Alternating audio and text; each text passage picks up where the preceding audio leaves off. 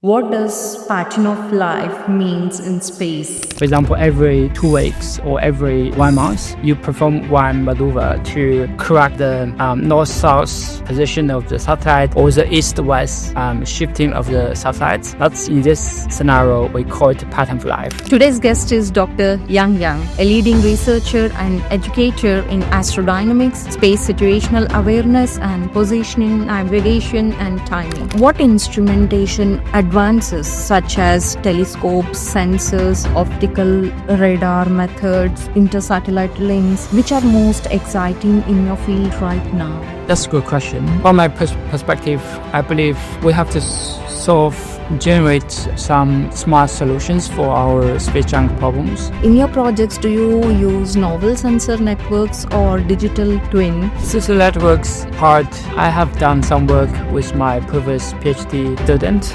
particularly for the sensor tasking. SSA research into services for industries such as telecommunications, disaster management Serves as a fundamental aspect of every single industry. I think bridging the gap between research and service is often tricky. What about the limitations? A good discussion with the industry partners to understand their requirements is quite important. What first sparked your interest in space dynamics and safety? I was always interested in understanding where our satellites are and where they are moving into the future. That's how I basically moved into satellites or the spacecraft engineering field. Hey all, welcome back to Spacefront Conversation, where we explore the people, ideas, and technologies shaping humans' future in space. Today's guest is Dr. Yang, a leading researcher and educator in astrodynamics, space situational awareness, and positioning, navigation, and timing. Dr. Yang's work spans everything from precise orbit determination and pattern of life analysis of satellites to advanced sensor systems and navigation concepts for an increasingly congested orbital environment. In this episode, we will dive into his journey and his space research, the systems and tools behind modern SSA and PNT, and his vision for safer, more sustainable use of Earth and cislunar space. Dr. Yang, welcome to Spacefront Conversation. It's a pleasure to have you with us. Thank you for having me. Let's start by going back to the beginning to understand what first sparked your interest in space dynamics and safety.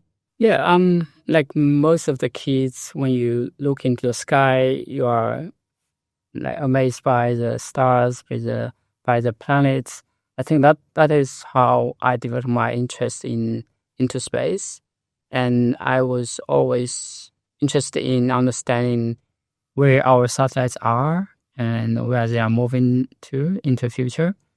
That's how I basically moved into the satellites or the spacecraft engineering field. And I, after the undergraduate study in the aerospace, in the general aerospace field, I continued my PhD looking at the precise orbit deformation problem for the satellites in low Earth orbit by utilizing the commonly used GPS measurements. Assume that the GPS receivers are installed on satellites, then you can utilize the signals and measurements just like our phone, which also has installed the receiver inside. You collect the signals, and you can post the signals to determine the precision location of the object. That's how that is my PhD research. It includes the astrodynamics models because we basically utilize the physics models to predict the orbit.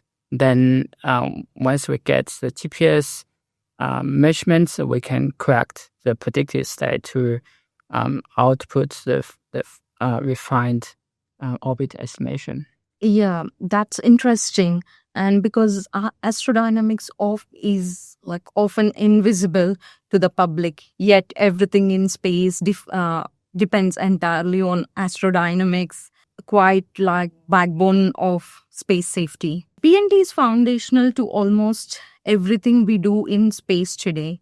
At what point did you realize this was the area where you could make the biggest impact? Yeah, PNT, positioning, navigation, timing, it has been utilized in our daily life in every aspect.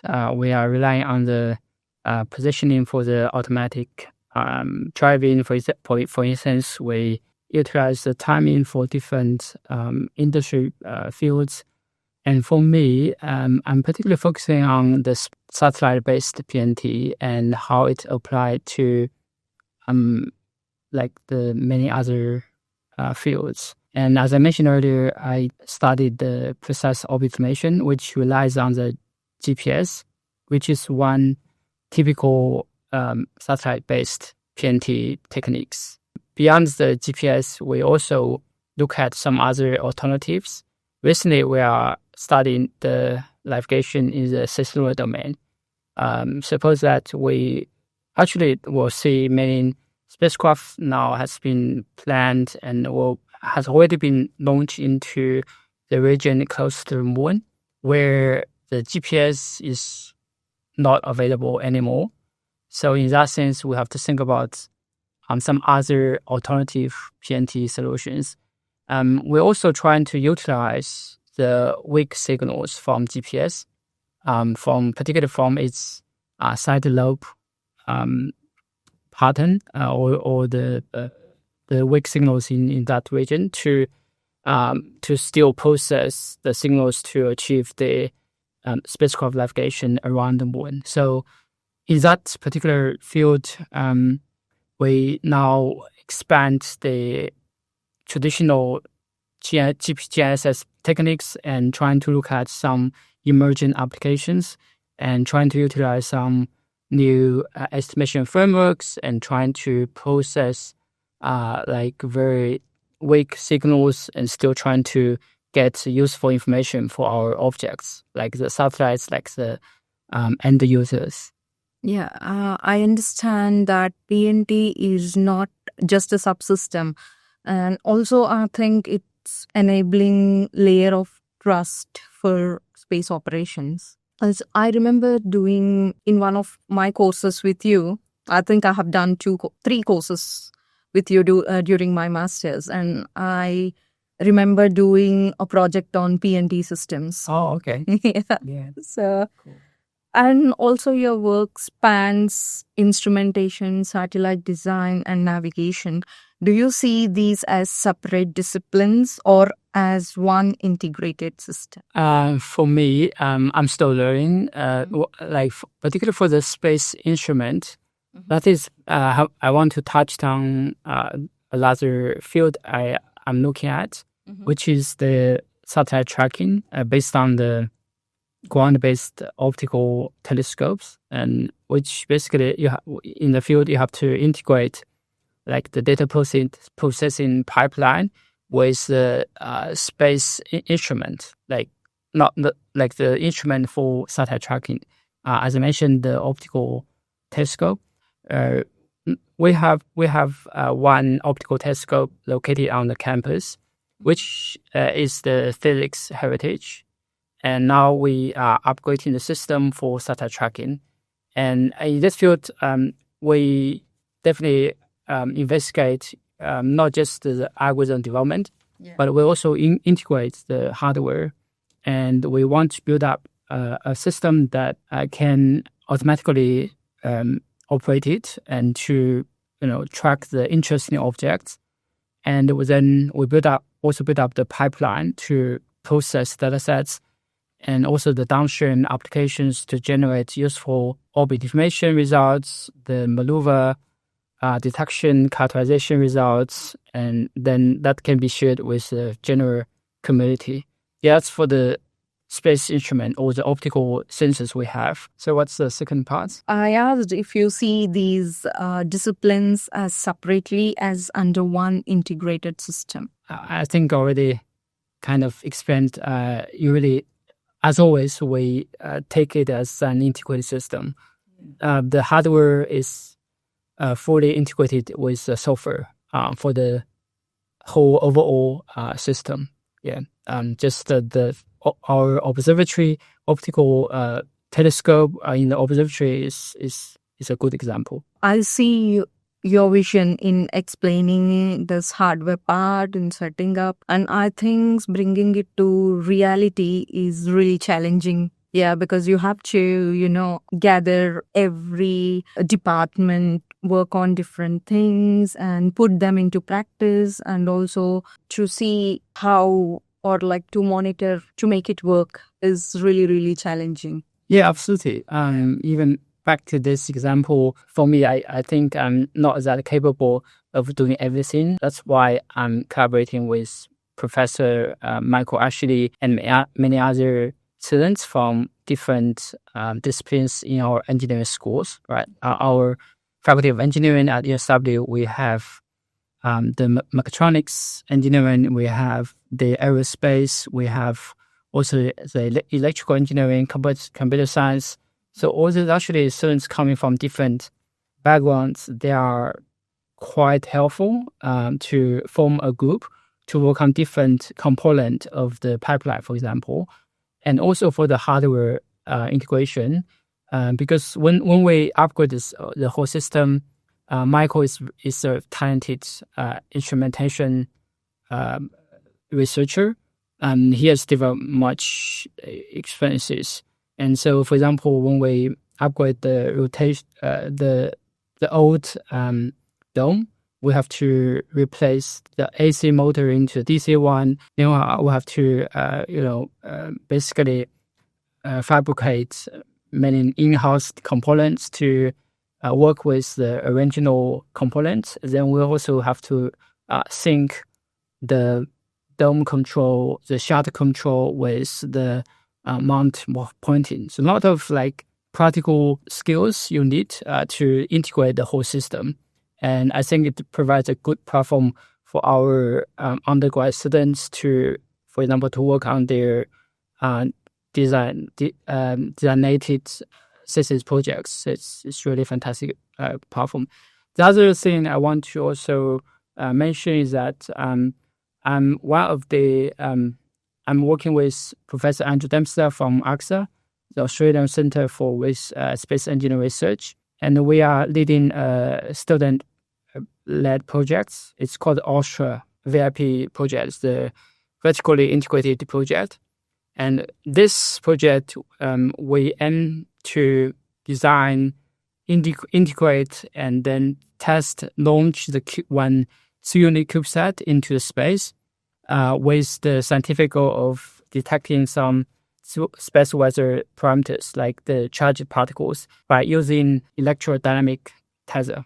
So this will be a very fascinating project that attracts like also many engineering students from different schools across the Faculty of Engineering, different background. And we have also, this is under the project that is underway. And there's another big system, you need, skill set from different aspects. And also another good example for the system engineering and integration. Yeah, I think in such projects, mostly researchers will be involved. I know you as researcher, and I also understand research careers are not linear. Were there early moments where things did not work technically or institutionally, and how did you adapt those challenges? Yeah, just like many other early career researchers, I also met with many challenges. I think one common challenge is when you have undertaken a few years of postdoc research, then how you continue on your position with one of the leading university in Australia. That's quite challenging. That means that you have basically have to plan your career in a very organized way and trying to push yourself, and then also look for any opportunities you have. But still, it's very challenging for me. It's like some moments I really kind of ended up with moving into the industry. It's still fine, right? In the space industry here in Australia is growing. I mean, personally, I would like to teach in university. I would like to engage with like younger engineering students. So I tried my best to look for some opportunities to want to stay with university. I think that's something for many early career researcher, they have to kind of particularly have to deal with, because how can you secure your continuing position with university? That's something I suffered. But when you look back, everything, every effort pays off, right? So you just insist on doing your research and trying to promote yourself and generate good research outcome, then just hang there. Then I believe you should find a best position for yourself for your whole career. Even at some point, like you couldn't just follow your original career plan. That's fine, because for your whole career, you should have different pathways, different directions. And maybe at some point, everyone should also think about change the pathway. That's something I want to share based on my personal experience. During this process, it will also put you or anyone in self-doubt. How or like what helped you to stay on the course during this process? This type of self-doubt happens when, even right now, right? When you are working on some challenging research problems, but results couldn't become very convincing. It just maybe you always, for a long time, you just get wrong solutions comparing to some other existing references. That's really make you feel frustrated, right?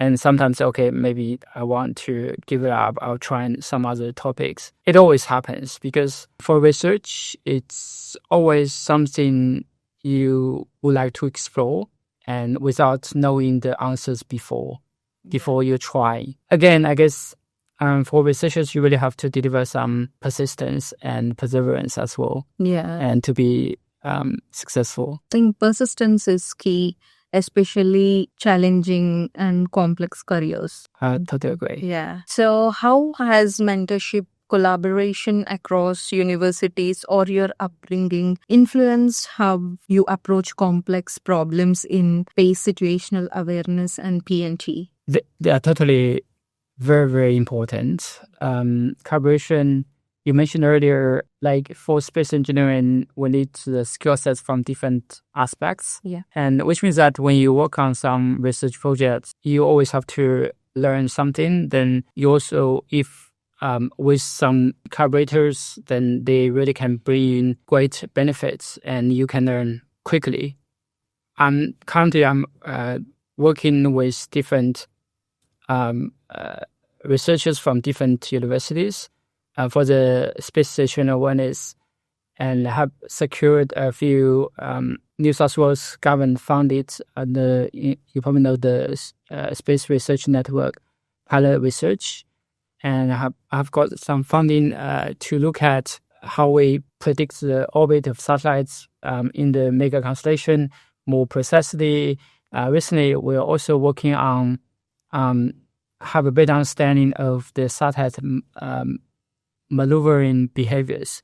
Think about this situation that satellites orbiting the Earth, and in addition to like the nominal trajectory they are following, because there are many forces, perturbations working on them, right? So they have to basically correct their trajectory to compensate the impact by these perturbations, which means that satellites tend to maneuver themselves frequently based on like the station keeping requirements. So for the recent research funded by SRN in collaboration with Macquarie University and with University of Adelaide, we're trying to apply the emergent transformers, the AI tools and models, to analyze optical measurements for the satellites before and after they maneuver. So we're trying to understand if, based on this optical angle-only measurements, if we can infer or learn more of their maneuvering characteristics. This is very important to have a better understanding of the spatial awareness, in particular in the geostationary orbit. And when if this information can be publicly available, then all the satellite operators will have better decision to make to avoid collisions with other satellites. So this is an example that how the collaborative work matters in solving some practical real world space problems. So when you talk of all these projects, your works, I was initially interested in satellite technology, but out of nowhere, I started developing interest in space situational awareness, astrodynamics, and I've been looking a lot of videos, books, and I'm trying to read, understand, but when it comes to reality, we don't know what actually it looks like in space, right? Oh, yeah. Yeah, it's quite challenging. I think it's all about calculations. If we miss or if we, calculate wrong at one point, I think we mess up everything. That's true. You mentioned a really important point, which is about the technology or the target we are looking at or we are making use of is not tangibly seen. So in this sense, we're trying to utilize physics models. Again, physics models or the astrodynamics models, they're still just math, right, in the computer, not something like the hardware thing you can see it directly. Yeah. So in this case, we will utilize some sensors, like the different type of sensors, the optical sensors, the radar sensors. They are working as for example, our eyes, help us to look the objects in the space. The result probably not present as the visible images. They probably just some different types of signals, like GPS, right? If, as I mentioned earlier, you have the GPS signals detected. The optical sensors, they can give you the images, but the images probably not, the resolved. They probably just appear as a dot rather than you can see the detail surface. Yeah. So, but again, the sensors are very important for us to understand the behaviors of all the satellites and also space junks. Yeah, space junk is really, I think, one of the most interesting topics to work on. It is interesting, but challenging, complex. Yeah, eventually we want to avoid, right? Yeah. So let's talk about how we actually track and understand objects in orbit.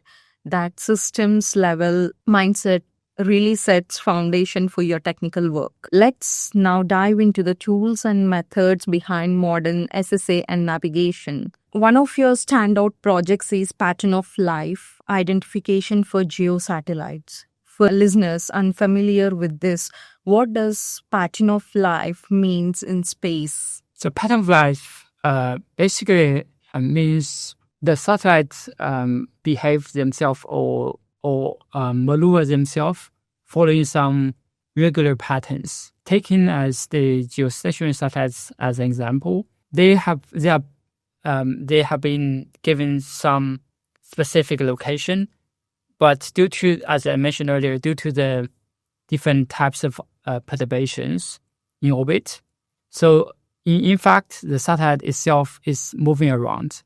It's shifting due to some force. And so usually we will control the satellite in a box for the geostationary satellites. And for example, the box comes with a size of 1 degree by 1 degree. right? So if, or maybe not that huge, like 0.1 by 0.1 degree, if the satellite is shifting outside of this box, then you have to pull it back. So that is how the active control plays come into play, right? So then based on the classical orbital dynamics, and this type of control, it's have some periodic pattern. For example, every 2 weeks or every 1 month, you perform one maneuver to correct the north-south position of the satellite or the east-west shifting of the satellite. That's in this scenario, we call it pattern of life. That's particular for the geostationary satellites for its station keeping control. That's really a fascinating project. Yeah. What are the critical, system components or sensors that you consider essential for accurate SSA or orbit determination? In the context of space situational awareness, I believe we have to embrace different types of sensors. I mentioned the optical telescope, optical sensors before. In addition to it, we also have to utilize the radar sensors, the radio frequency sensors, the laser ranging sensors, and even some other alternative sensors. Because for each single sensor, it comes with some advantages and disadvantages. Yeah. For the optical sensor, it's mainly impacted by the visibility. For example, the space weather. If you experience a cloudy day or raining day, your optical sensor couldn't work. Yeah. For radar, on the other side, it probably does not impact by too much by the weather condition, but it's constrained by the distance. The signal can't reach to too far away. For example, in the higher orbit, in the geostationary orbit. So it's normally used for the satellites or space objects in the lower orbit, right? So there's 2 examples. That's why we're trying to utilize different type sensors and do the data fusion and, then process as much as we can. And also for space object tracking, we always meet with the sporadic pattern of the data sets. And because satellites they are moving fast, if we only rely on a single sensor on ground, it can only track the satellite for a few seconds. For maybe 1 or 2 minutes for the satellite in the lowest orbit. Which means that you have very sparse data sets. Then once you miss this tracking window, you probably have to wait for another day for the optical sensors. Yeah. All right. So there's so many constraints. That's why in the SSA field, we are always data hungry. We're trying to utilize as much as possible data sets. Then based on them, you can develop some robust algorithm to generate more reliable results. Otherwise, of course, still based on the limited or sparse data sets, that's another, it pushes us to work out some more advanced estimation techniques, still to utilize the limited information. So there's different ways, right? If we can get more data sets, that's definitely beneficial. But if we only can get limited data sets, we also push ourselves to, expand new techniques in estimation. Yeah, I think the space qualified instrument, especially when we take sensors, they are really as good as the data, as they're really good.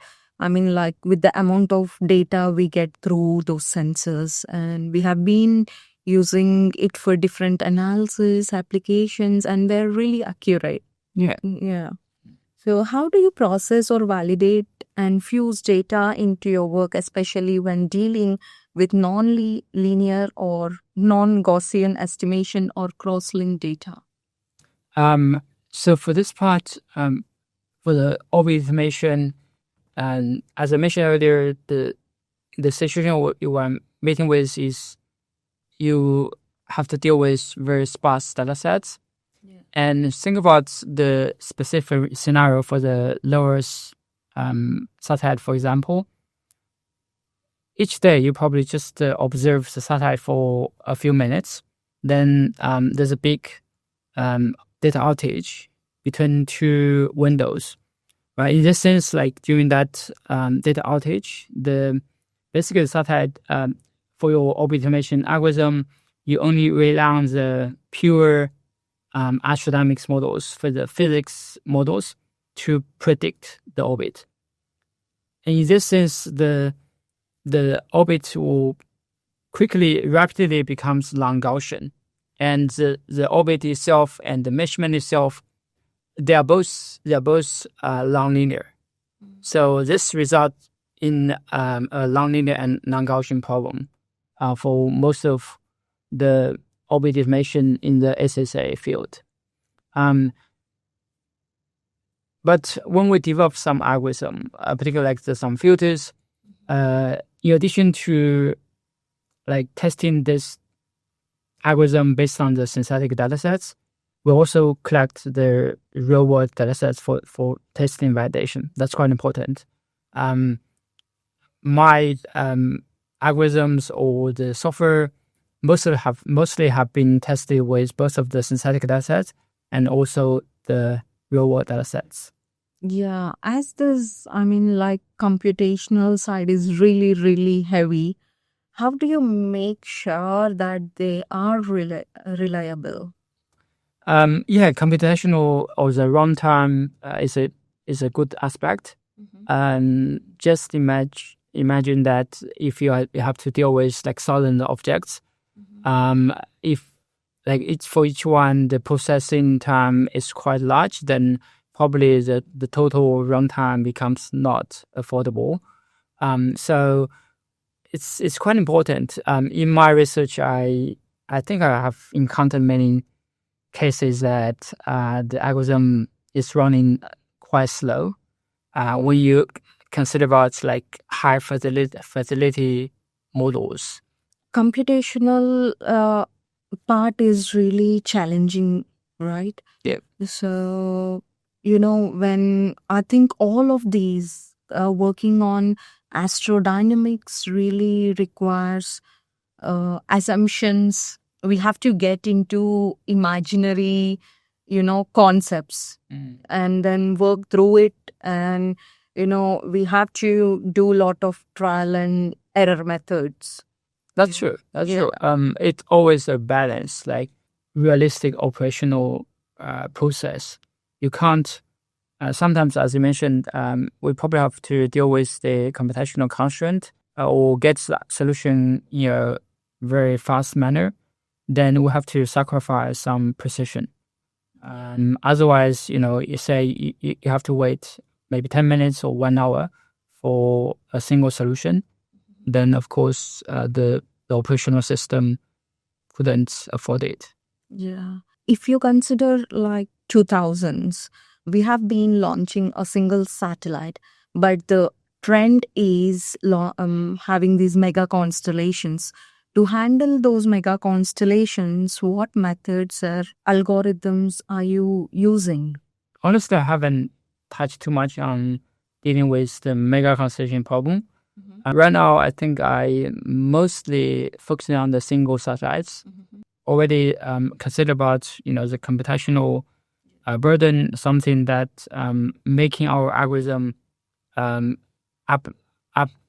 be easily applied to larger amount of objects. For the mega constellation, I believe it's a trend. Like not just the SpaceX, the Starlink satellites, many other satellite companies, they also aim to launch a large number of satellites into space. Even our Australian own the spacecraft company based in Canberra, they also aim to launch around 200 satellites into orbit. You see, like it's a trend because now the satellite design manufacturing becomes more modular, and you the turnaround time it's quite short. Like a few months, you probably can easily design and manufacture a satellite, a lot more, not just a CubeSat, for many satellite companies. So, which means that it's easy to have the satellite itself. In addition, the launch cost has been rapidly reduced thanks to the SpaceX, the Falcon 9 rockets and many other commercial vehicles, and also thanks to the rideshare, strategy, and just you have more chances to send the satellite into the orbit. That's why at DSW we are interested in looking at training our students, design, integrate, test, and launch their satellites as their CubeSats. We have a very reliant access center, which has fundamentally involved in the CubeSat design and operation. And AXA has basically built up or established many research heritage in CubeSat field. So I think it's a good time now we kind of pass on the knowledge experience to our engineering students. That's why, as I mentioned earlier, the astronauts VIP project, we aim to help train students to launch their CubeSat in the coming years. Yeah. And in modern world, the tools available for this space technology are really great.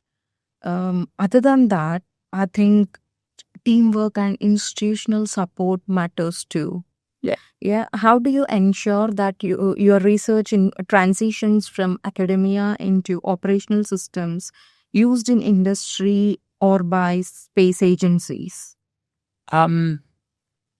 Yes, good point. For space engineering, like related projects or research, it's a very practical field, right? Always would like to apply the algorithms, the software, the techniques into solving the real world problems, and that's why the connection between the academia and industry is very important, and we need very close connection. Previously, I was working in a cooperative research center CRC project, which was to solve the space junk problem. And in that project, we have a few industry partners, and so some of my software were developed through the industry partner. Then they were tested in the operational system, and then so I think that's a good example how the researchers from the university can help improve or develop some good techniques that can be deployed in the industry environment. Yeah, I think that linkage really matters when we talk about real impact. Yeah. How do you design SSA systems that are resilient when sensor fails, data is delayed, or assumptions are wrong? Data is always important for understanding the satellite behaviors, because the astrodynamics or physics models, they are used to describe the nominal trajectory. Yeah.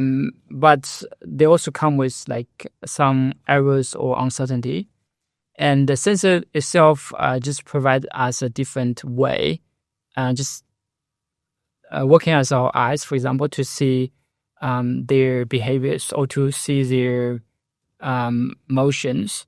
But also sensor also comes with some errors as well, which, as you said, like the data itself can be contaminated or come with large uncertainty.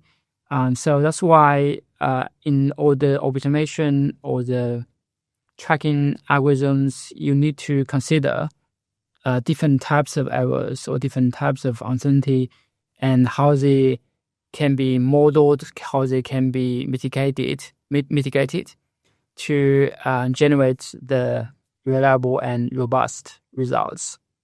And sometimes if we, particularly for the operational system, so far, as I mentioned earlier, our optical telescope, it hasn't yet to be operational.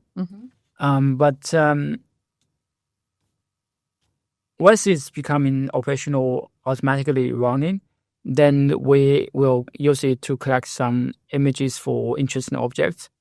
And then we'll further apply or utilize this data sets to test our in-house algorithms, like the data pipeline, the automation algorithms, and many other software. Yeah.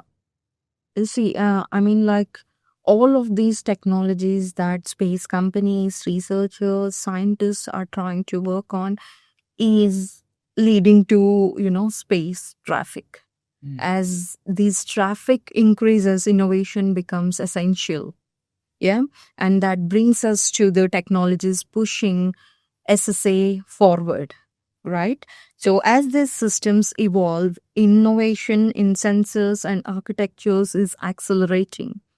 Let's talk about the technologies enabling the next leap forward and what instrumentation advances such as telescopes, sensors, optical radar methods, intersatellite links, which are most exciting in your field right now? That's a good question. From my perspective, I believe we have to solve or generate some smart solutions for our space junk problems. Yeah.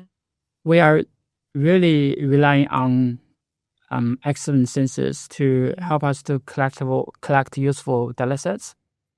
But I mentioned earlier, we like for each single sensor, it probably meet with different caveats. So we're always hoping to fuse the data sets from different sensors, from different locations. And in addition to the ground-based sensors, the space-based sensors also become very important because it can help to mitigate some limitations. For example, the weather conditions on ground. There are also the space sensors that can help to look at some other targets in a closer way, right? Like the star trackers, which has been widely used for the satellite attitude determination and control, attitude determination, now can also be further developed to look at some other targets for, the satellite space tracking purposes, right? This is a dual use of existing sensor. And of course, you can also develop some dedicated cameras on board the satellites to look at the space objects around. And in addition, I believe something I want to see in the next few years is that how can we improve our optical sensors to look further beyond Earth's region into the cislunar domain, for example. Then this is closely linked with the lunar exploration. Imagine that many more spacecraft will be launched into the orbit around the moon to do more interesting things around that region. But the sensors on ground right now, we're probably highly dependent on the deep space network, which we only got three, right? Distributed around the world. And they have been overwhelmingly used, given we will have more spacecraft. So optical sensors, again, due to its like aperture size, how can we develop like more advanced sensors that's more sensitive to weak signals from the distant regions, like the seismic domain? How can we still make the such kind of instrumentation to be useful for the more distant objects? That's something I would like to see. And in addition, we have also some other emerging sensors, which probably already been used in like the robotics field, which might also be applied to the space. Like the event-based cameras, now they're already being used in space. That's just one example. But who knows, like in the coming years, I just have a close look at like any emerging techniques that can be possibly utilized. Then I'm happy to integrate that advanced sensor with our telescope to generate or for some interesting experiments. Yeah, I think understanding instruments is essential, as this, instrumentation pushes what we observe and discover. Yeah. In your projects, do you use novel sensor networks or digital twin simulation environments to test SSA or PNT in realistic scenarios or worst case conditions? Social networks part, I have done some work with my previous PhD student, particularly for the sensor tasking. Suppose that you have sensors located at different sites, then how can you manage the sensor scheduling to track like different objects to maximize the orbitation precision, right? That's something we have done. But for the real world projects, we always have the plan to work with some other collaborators. For example, with Macquarie University, once our observatory becomes fully operational, then we can conduct some coordinated tracking campaigns. Even we can seek for some coordinated tracking with some observatories from the Western Australia, because in that sense we have a longer baseline. It will help about the geometry, right? Yeah. And then you mentioned about the digital twin. I guess digital twin for the space is still quite a niche area, because the space systems, the spacecraft systems, they are, personally, I think they are more complex. Yeah. And which means that it's very challenging to establish a digital twin to kind of work as the surrogate for the real world system. And we are working on like simulations, numerical simulations, but I wouldn't say that that is a digital twin system, right? Because the numerical simulations still have to be adapted for different scenarios, for different conditions. So that's my understanding. So I think talking on those test side, connecting to your explanations, could you share a case where you deployed or validated a system or algorithm and found surprising results, or maybe something that did not go as expected but taught you something important? Yeah, I can give you an example about our recent, I think, publication last year about the reliable orbital mission. So we track the one satellite in the low Earth orbit for 3 continuous days. But each day you only got like 2 minutes, less than 2 minutes track. So you only got like 2 minute window. For that window, you get maybe 20 pairs of angles. For this very sparse data sets, between 2 data sets, the interval is like 24 hours. And we utilize this sparse data sets to perform the orbit estimation. Actually, we can generate the orbit estimation solution around 100, even better than 100 meters. So that's quite surprised result. Because you only utilize limited information with some rough initial guess for the orbit based on the second order filter, the uncertainty count filter, then you're able to achieve really good results. And that's has been validated by using the real world data sets, not just the synthetic ones. Yeah, I think surprises often leads to new directions.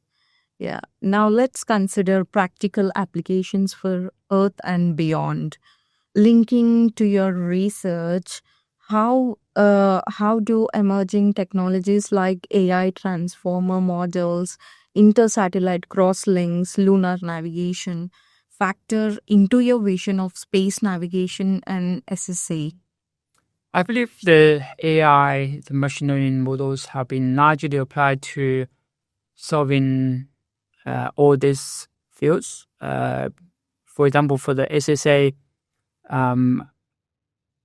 we are working on have a better understanding of the satellite maneuvers, the pattern of life maneuvers for the geostationary satellites, and where we are investigating the emerging transformers.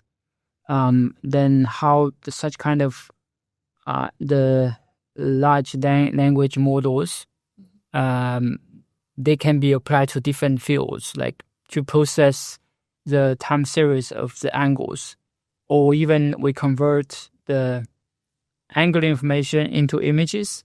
Then we can utilize the image-based transformers to look at the angular information. So I think that's quite interesting topic. Currently it's on the way. Hopefully, but before that, we also need to establish a big amount of data sets, right, which is called the OPAL, the Optical Pattern of Life Analysis Library. Yeah. And which we aim to, collect some new data sets from the observatory. We also integrate some existing data sets from the public available online. We also integrate some data sets from our collaborators. So we're trying to build up this data sets. Then all the data sets will be fed into the transformers for training. Then we can also utilize some data sets for testing and validation. I think that's a good topic. In this case, we embrace the emerging AI models and to solve a specific problem in space. Yeah. I think there are only handful of people working on these technologies. And as these technological trends are emerging and exciting, there are also like ethical, logistical, or regulatory challenges to be considered. Are these partnerships across universities, industry, government that you find particularly fruitful or promising in advancing these technologies? Yeah, particularly for the space junk problem, it's becoming like more urgent for us to deal with. Then, like lot of discussion around the space regulations, space laws. It's very important. I guess we need the coordination among the satellite operators about their maneuvers. We need more regulation about the debris mitigation after the satellite come to the end of life.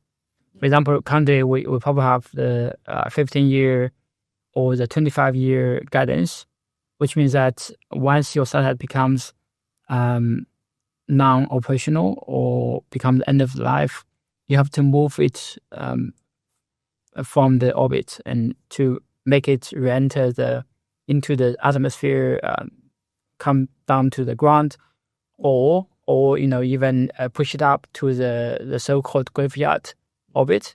It's a different mitigation strategy you have to follow, which also means that like university, when they launch their CubeSats, they have to do the thorough analysis about the lifetime and how they will deal with such a object in space when you complete your mission, right? That's actually a very essential component before you launch the CubeSat. I think that's something when the university have to consider about if they are involved in any CubeSat development and launch.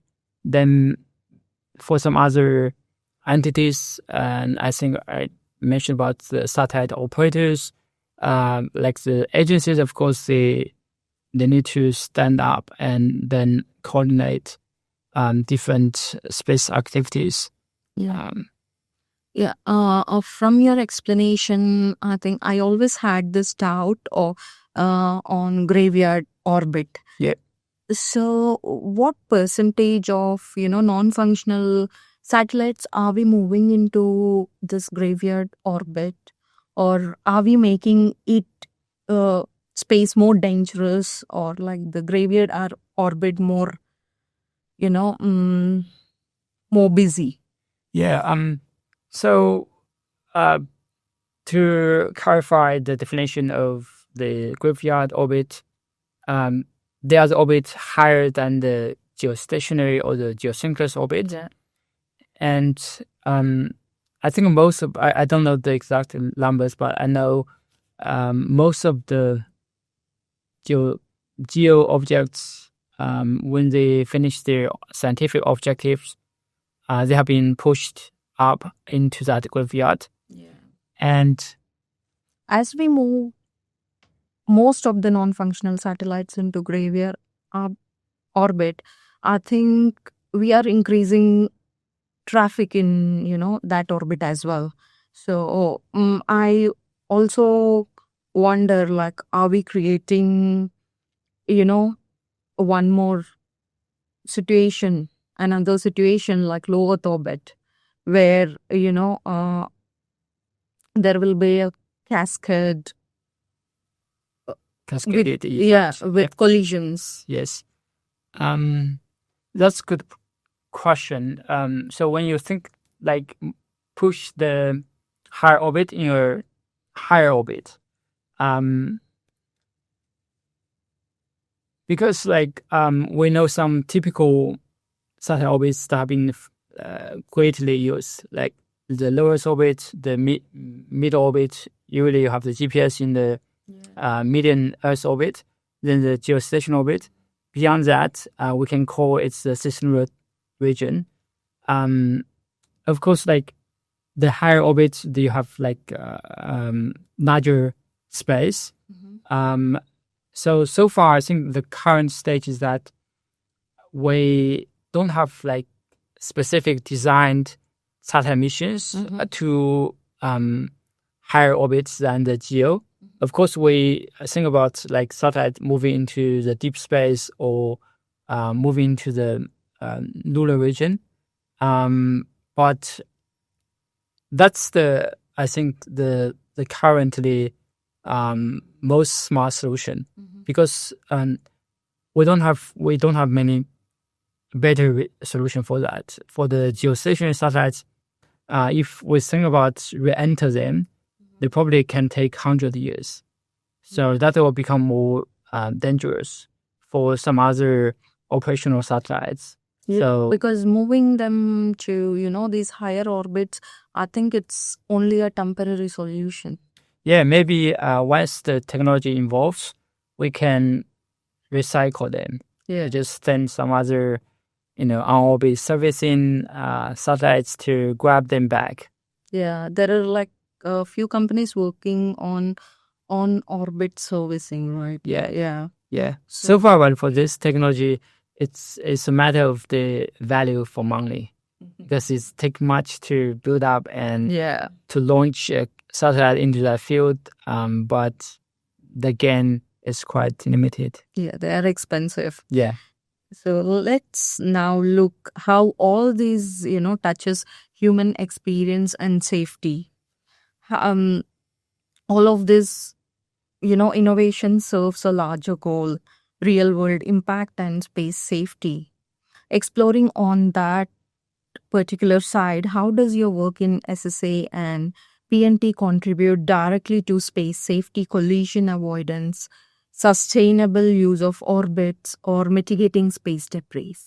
Yeah, I think we are working on some fundamental problems. The orbit information, basically provide you the object's location, the state information that can be further utilized to make the decision about the collision avoidance, the congestion losses. Right, so we are working on the fundamental information. Then also we are also looking at understanding some other behaviors of different objects. Recently, with my undergraduate student Michael, we have studied the behaviors of the breakup event. So once you have the space breakup event or explosive event, then some like smaller components or fragments will be generated. Then there's one important question for us is to understand how can we trace back the fragment back to their parent. So we have to basically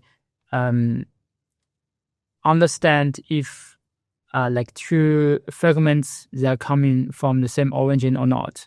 This is also help us to understand the accountability or understanding what happened before like the breakup.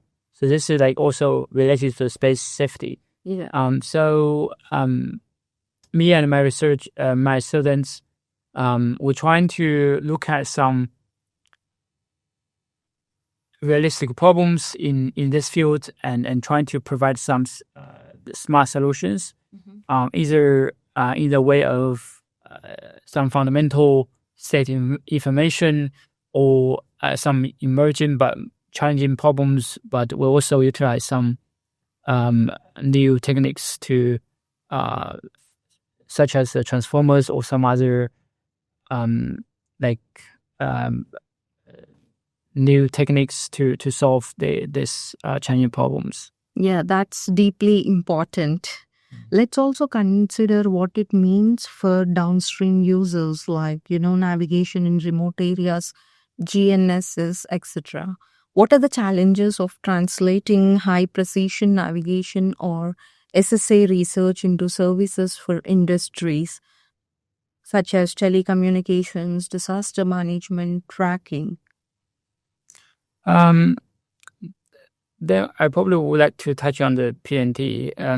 The position navigation timing serves as a fundamental aspect of every single industry. Yeah.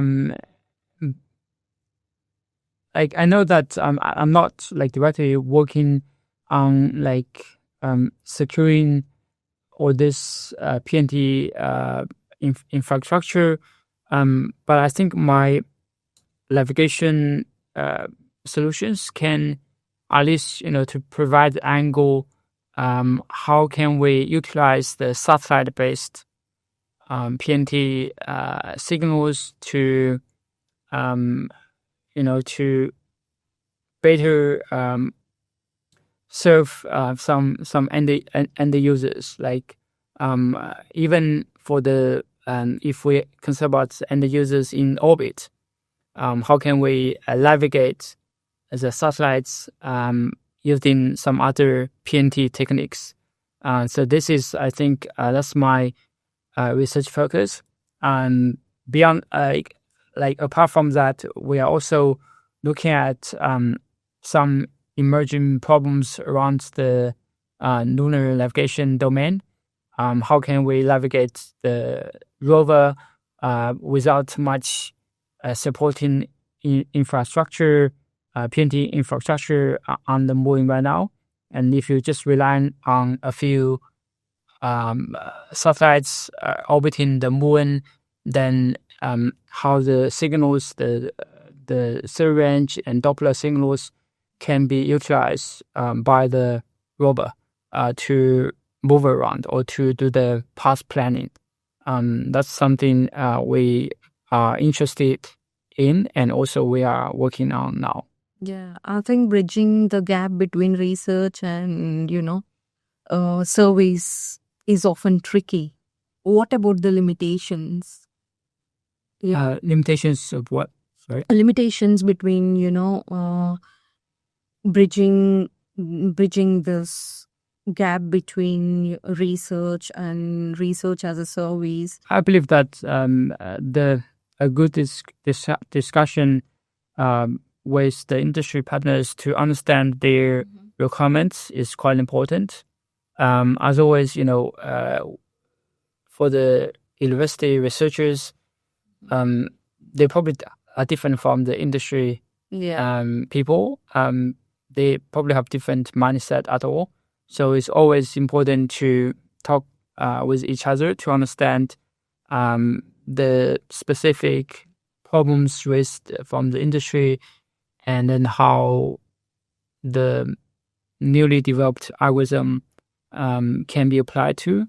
And sometimes even industry people may not interested in the totally new techniques, but they want the solution to be robust or reliable. Yeah. And right, so it's like, so then you have to consider about the trade off the balance between, like if you go with a very niche solutions, or you just apply some traditional ways but to solve the problem quickly. Yeah. And considering all these problems, technologies, or like unique problems are rising with mega constellations, increasing traffic, or cislunar traffic. How is your research helping in addressing congestion prediction or pattern recognition of RSOs? So we are studied the orbital problem. We are expand the space-based PNT solutions into the lunar cislunar domain. We're trying to apply some emerging techniques like the machine learning methodologies into solving some realistic space domain awareness problems. We trying to develop a better understanding of the satellite behaviors. Yeah, and I think all of this, as we talk, discuss with different people, different industries, that leads us to thinking about what the future holds, right? It's really, sometimes it's exciting to think what future holds with all these technologies. Sometimes, it's scary to imagine where these technologies are leading humanity. Yeah, I don't think I feel scared about the how the technology evolves. Just think about maybe 2 or 3 years ago, you don't have the ChatGPT, right? Nowadays, I think AI tools have been greatly used by everyone in their daily life, right? Even you probably now search everything on ChatGPT or the Gemini or any other AI tools rather than using the Google search, right? So that's something, I think we are open to any technology development, and we'll find out a way to make full use of it in our research and also teaching in anything. Yeah. And also, as space becomes crowded, the future depends on the decisions we make now, technically and politically. Looking forward, the space environment is only becoming more and more complex. Let's zoom out and talk about the future. Yeah. Looking ahead over the next 5 to 10 years, what are the major challenges and breakthroughs that you see for SSA, PNT, and space traffic management? Yeah, for the SSA or for the space traffic management, I believe the current limitation continues on. That's about the limited data sets that are available to researchers, or I would like to see how different entities, different institutes, they develop their sensors to generate more data sets, and that can be publicly shared with everyone, with a big community. And we see many commercial data providers, they have deployed different sensors or multiple sensors around the world. I hope to see that the access to these data sets will become more affordable. Yeah. Then, for me, I'm quite interested in processing different types of data sets to understand the behaviors. Because as I mentioned earlier, we always have to integrate the measurements with the astrodynamics models, because each one is contaminated by errors. But we integrate them together, then we're trying to basically optimize the solution. Then we also can do the data fusion if you can use access to different types of sensors for the same objects. That will be much more benefit for us. So that's something I want to see. And I also mentioned earlier, I want to see some more advanced sensors that can help us to look further. Just think about it. You can increase your eyesight, right? If you see, you can see 10 kilometers away, then what it will be, how does that look like? Who knows? With the emerging optics technologies, we may see it coming soon. Yeah. Knowing and understanding where we are heading helps in, plotting what needs to be built now. How do you see lunar navigation, lunar environment navigation evolving, especially with inter-satellite crosslinks or autonomous onboard navigation? Yeah, autonomous orbital mission is quite essential, particularly when these satellites are moving quite far away from us. And even for the lunar missions, we don't see much of the communication delay, or the latency is quite short. Yeah.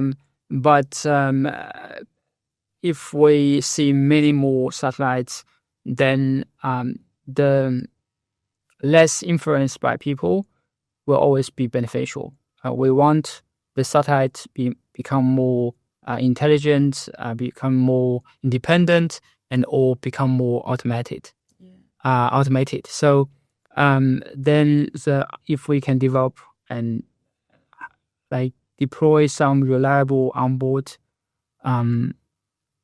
autonomous navigation algorithm, that's totally beneficial.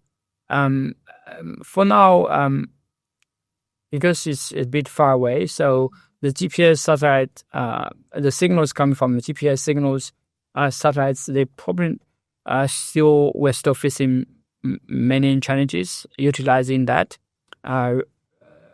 Recently, the NASA and Italian Space Agency, they have a joint experiment utilizing the Lugray receiver, which is on the surface of the moon. They basically collect some very weak GPS signals. Think about the distance between Earth and Moon. But again, that's still the early phase of fully utilize the onboard GPS receivers for the autonomous navigation. When we see this challenge, that's why we feel fascinated to fix the problem or to find the solution, right? So this is something we trying to explore and work it out. And in addition to the GPS, of course, you mentioned about the cross-satellite links or the inter-satellite links. And that's quite important when we establish the GPS type lunar navigation constellation around the moon. Then it's quite important to basically allow the satellite talk to each other based on the inter-satellite links. That ties the infrastructure and also the ecosystem needed. Yeah. Then which means that just like the Internet of Things, right? You have everything collected, but for the satellite links, that will be the optical or the radio frequency based signal or the some information sharing.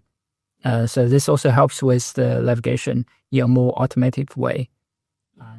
So what are your aspirations for satellite design and instrumentation that supports both SSA and astronomical sciences in the coming decade? I probably want to introduce like the CubeSat design I mentioned earlier about our astronauts VIP project, where we our students is currently design space weather CubeSat to deploy tether, dynamic electron tether from a 3-unit CubeSat into the low Earth orbit to collect some signals by, when you have the charged particles interact with the tether, some signals will be recorded, right? So that can help us to understand, okay, the probably not the constitution of the particles, but at least the number of particles we have. That can be helpful. So this is something I think also the CubeSat design has been widely used by many universities around the world for our engineering education and training. I think that's I also feel very passionate about for the coming years. I trying to pass on my knowledge in space engineering to our future like generation. And in addition to that, the space like the other space instrumentation, we have like much work around our telescope, and currently we're still upgrading the system to make it fully operational. We made some progress on the dome control, but it just have to be further linked with the mount. And once that's done, then we can test our in-house data pipeline. To collect the images for the interesting objects in a more automated way. I think that's something definitely I feel much like passion of, because after that done, basically we can deploy this observatory as an SSA node. We can actively contributing to observing objects. Yeah. Right. instrumentation and capabilities are growing hand in hand. Yeah. And I think that also becomes, area to explore. Now, when you consider all of these, and in your opinion, what regulatory policy or global cooperation challenges needs urgent attention to make SSA and PNT more reliable and safe worldwide? I would say I would like to see many more sensor or data providers. They would be able to share data sets. Mm-hmm. The commercial data providers, they can also provide the data sets like in a more affordable way.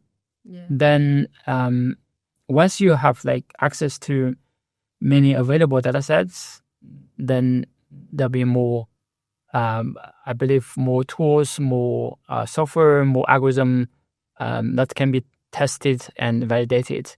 This will be helpful. I believe this, regulation lacks technology. Mm. Yeah. Regulation wise, yeah, definitely we I believe all the CubeSat or the satellite manufacturers, they have to follow the mitigation guidance. They have to coordinate their satellite maneuvers. Then we're trying to avoid any space collisions. So, from your personal experiences, what advice would you give to students, early career researchers, or engineers entering your field of SSA, PNT, and instrumentation? We need to build up solid and fundamentals in many fields, not just the aerospace. Something we probably have to also have a better understanding is the astrodynamics models. They work as the like very fundamental stuff. Maybe it is kind of overlooked right now. But don't just limit yourself into like one field. You can broaden your horizons into different fields because space engineering itself is quite broad. And for you guys, I believe you don't have to constrain yourself into one thing, but always you trying to improve your programming skills because computers have been used everywhere for solving engineering problems, right? The software capabilities or the skill sets around the programming, they're quite essential for you to step into the engineering for any engineering field. I have been interacting with people from different backgrounds. The way I don't say particularly aerospace background, but, the way we approach for different situations, different, challenges, the way we talk, the way we put things, it's entirely different, or the way we understand things is entirely different from the people, they come from other backgrounds. No, I see, it's entirely different. And, we are so simple. I'm not trying to differentiate, but it's like we think really simple. But I have seen people from different backgrounds, they are really, really complex and challenging. I'm really not able to, get into, such people or such group of people. It's really challenging for me, and, it's being really hard for me. Yeah. Yeah. Sometimes I agree. Yeah. So to close, to close this episode, let's lighten things up a bit. with a more personal turn. Yeah. If you could design a mission or instrument with no constraints, what would it be? Oh, okay. That's something interesting. I probably would like to launch a AI center in space. Okay. For example, we have like super fast AI chips on, like, for example, by NVIDIA or some other companies, right? If we can deploy such a like multiple computers or chips in orbit, but utilizing the free sunlight as the power, you have those big solar panels, then can support the power.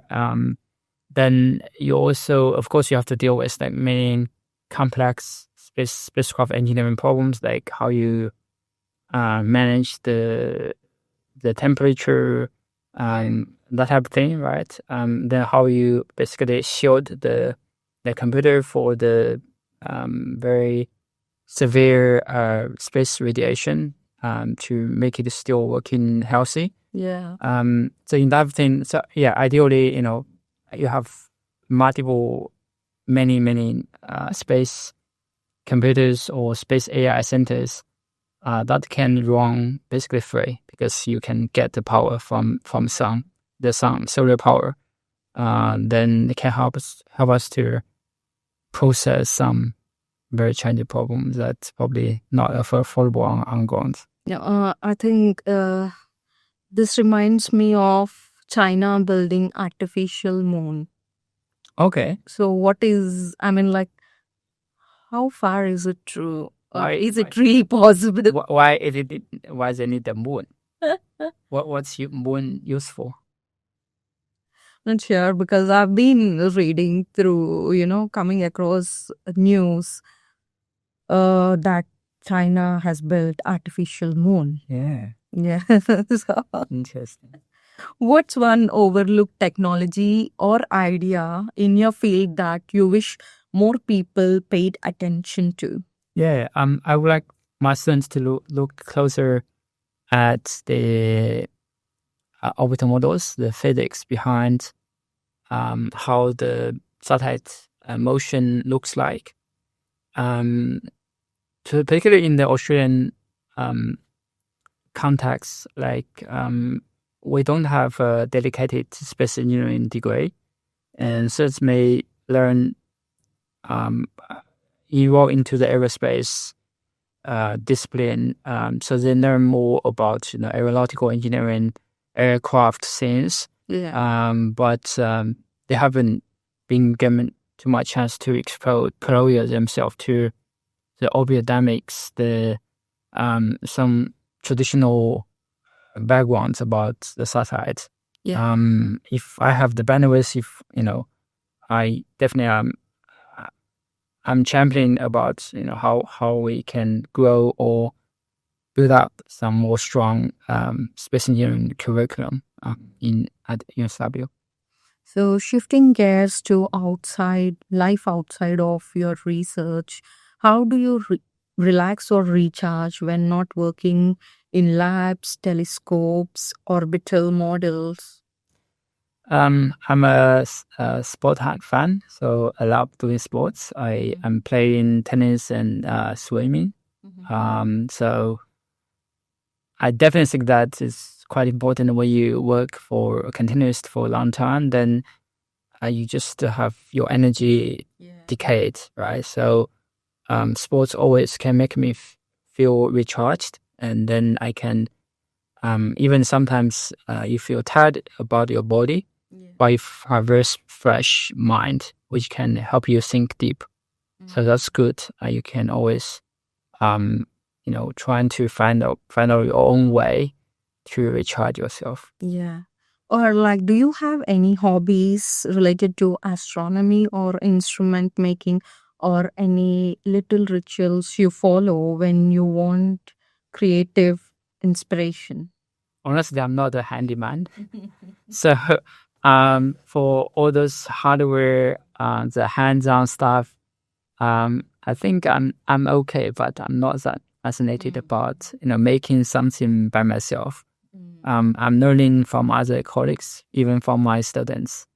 I feel jealous about their hands-on capabilities. Or Most people feel like we are the boring beings on this planet.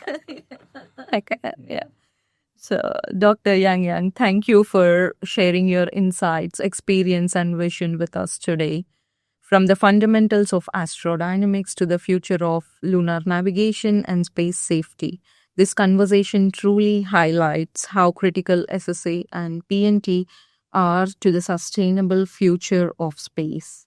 To our listeners, if you enjoyed this episode, don't forget to subscribe, share, and join us for more conversations with the minds shaping the space frontier. This is Spacefront Conversation. See you next time.